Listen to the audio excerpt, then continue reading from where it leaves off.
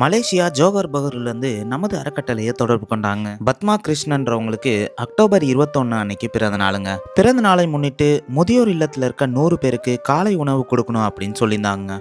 அவங்க சொன்ன மாதிரியே 100 பேருக்கு தேவையான அளவு இட்லி, வடை, சட்னி, சாம்பார் எல்லாத்தையுமே ரெடி பண்ணி எடுத்துக்கிட்டேங்க.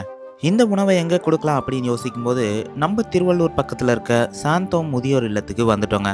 இந்த வீடியோ பார்க்குற நீங்கள் பத்மா கிருஷ்ணன்றவங்களுக்கு ஒரு பிறந்தநாள் வாழ்த்துக்களை கமெண்ட்டில் சொல்லுங்கள். இல்லத்தில் பார்த்தீங்கன்னா 2 தனித்தனி ரூமில் முதியோர்கள் வசிக்கிறாங்க. 2 அறைக்குள்ளேயும் போயிட்டு எல்லாருக்குமே பார்த்தீங்கன்னா அவங்களுக்கு தேவையான அளவு இட்லி, வடைலாம் வச்சு கொடுத்தாங்க.